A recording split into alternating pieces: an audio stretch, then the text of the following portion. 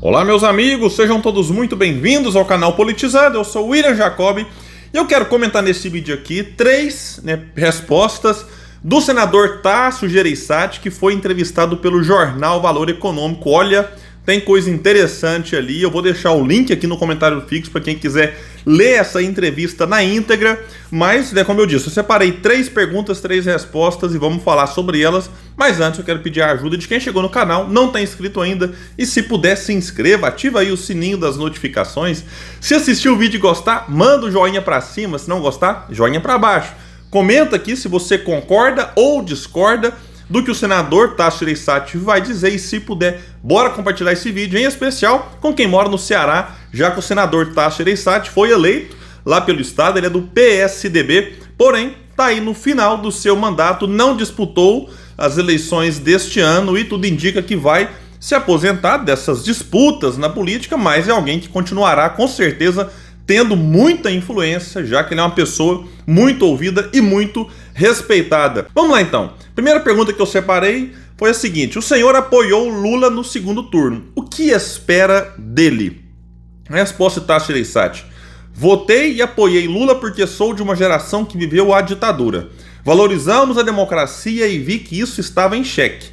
Ninguém que tenha empatia mínima pela coisa pública coloca o ministro da Educação como aquele Weintraub.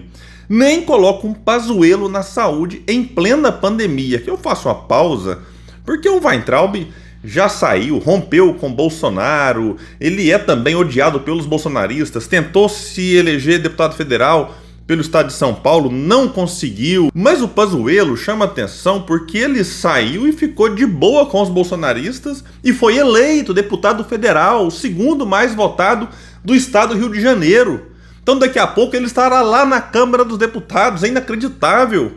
Eu acredito que, dependendo do país, esse cidadão estaria na cadeia, por tudo que ele fez enquanto ministro da Saúde. O próprio Tasso vai falar de coisas aqui que não se limitam apenas ao governo Bolsonaro, mas também ao Pazuello, que disse no começo não conhecer o funcionamento do SUS e tudo mais.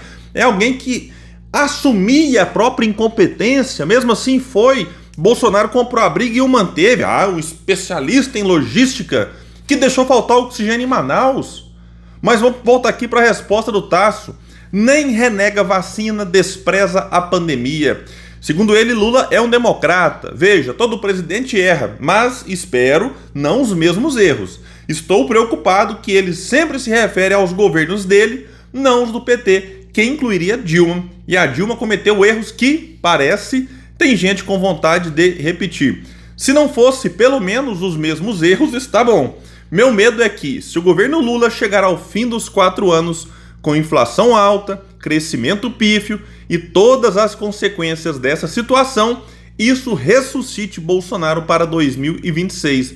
Por isso, torço para que Lula dê certo. Bom, eu também torço para que dê certo, como eu torço para qualquer governo dar certo, porque quando ele dá errado, quem paga o preço é o povo. Quem paga o preço são as pessoas que trabalham, que produzem, como eu, como muitos de vocês. Não sei se algum multibilionário, rentista que vive da especulação vai assistir esse vídeo, mas eu acredito que a imensa maioria também paga o preço quando um governo vai mal. Então, torcer para dar certo, beleza, mas daí a fingir que não tem coisa errada acontecendo, também acho que isso aqui não funciona. Sobre crescimento pífio, aqui tem um detalhe que é importante destacar, porque o Tasso ele tem uma visão mais liberal em relação às questões econômicas, diferente de mim, então nós temos discordâncias. E aí, eu, por exemplo, acho que pode entrar qualquer um na presidência da República que, se não mudar esse modelo econômico que está, o país não crescerá de uma forma, digamos assim, consistente. Pode ter um voo de galinha, dependendo do cenário externo, de alguma medida pontual que for feita aqui no Brasil. Agora tá na moda PEC pra cá, PEC pra lá, e faz uma PEC, injeta um pouco mais de dinheiro, a economia dá uma melhoradinha, mas não é algo que se sustenta. E com o teto de gastos, isso ficou pior. É só você olhar, não é uma questão de opinião, é só pegar os dados do Brasil, o quanto cresceu de 30 a 80 e depois, de lá pra cá, vem caindo a taxa de crescimento médio. Porque ficar contente porque no ano Lula fez crescer X%, porque Bolsonaro fez crescer Y%, isso não adianta. Tem que olhar a média, e nos últimos 12 anos, 13 anos, tendo 4 de Bolsonaro, 2 de Temer, 6 de Dilma, você vai olhar crescimento praticamente zero. Então Lula pode até colher alguns frutos, né, dos primeiros movimentos, essa PEC agora que vai dar a ele, né, alguns bilhões para honrar compromisso de campanha, Bolsa Família, ok. Não estou aqui criticando a necessidade de você fazer algo pelos mais pobres e que mais precisam. Mas o que eu lamento é Lula não ter tido a coragem de, na campanha, apresentar uma proposta clara, concreta, um projeto que transforme o Brasil e não ficar simplesmente, né, adiando a solução desse problema que um dia terá que ser encarado, né, por quem estiver na presidência da República e, francamente, torço para que Lula consiga, mas não alimento expectativas por conta da fragilidade de propostas que ele teve na sua campanha. Outra pergunta, qual o saldo do bolsonarismo? Respondeu Tasso, Bolsonaro teve metade dos votos, praticamente. Quanto disso era a ascensão de uma extrema-direita de gente intolerante, negacionista e preconceituosa com tendências autoritárias? E quanto era apenas anti-PT? E o que permanecerá, o Bolsonaro ou o bolsonarismo? Isso daqui é o próprio Tasso respondendo. Essas são as questões. Pelo que vejo, a maioria larga Bolsonaro e vai para o Centrão. Bom, aqui é claro e óbvio, eu já falei disso aqui 1000 vezes no canal. Não dá para achar que Bolsonaro tem esses 49,10% de apoiadores no Brasil, de jeito nenhum. Como não dá para achar que Lula tem uns 50,9%. O voto de rejeição foi gigantesco pros dois.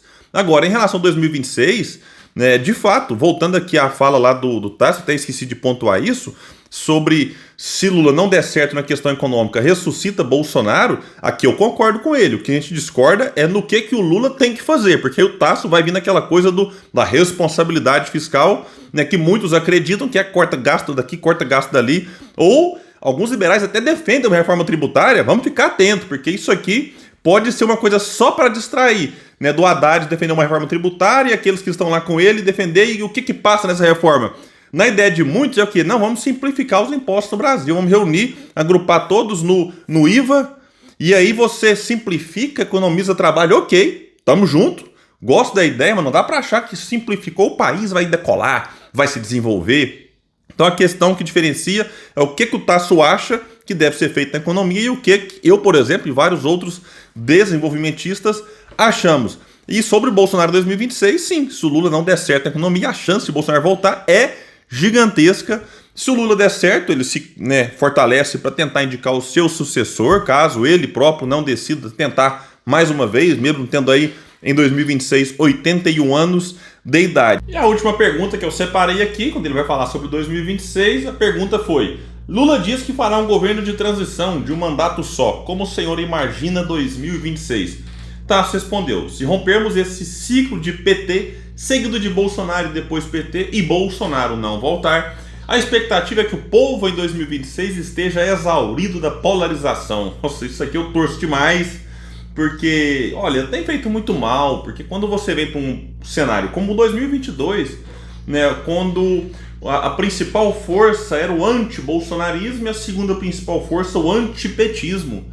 E aí você fica nesse clima de ódio tenso, sem apresentar ou sem debater as propostas, né, que a gente tinha que ter debatido nessas eleições, para que Lula ou Bolsonaro, aqueles que chegaram ao segundo turno, tivessem assumido compromissos claros, concretos, de transformação da sociedade, não simplesmente essa conversa de que, olha, se não votar em mim, o outro volta e vai destruir o país, ou se não votar em mim, o outro continua e vai destruir o país. Enfim, esse terrorismo eleitoral que foi feito, que, na minha opinião, prejudica muito o debate, tem que ser feito. Então também torço muito para que não cheguemos em 2026 com esse clima, essa tensão toda, né, entre bolsonaristas e petistas. Então eu torço para que nós superemos isso. Aí, diz o Tasso, e viria um governo democrata, republicano, responsável, mas avançando na questão social, que é o mais grave problema brasileiro.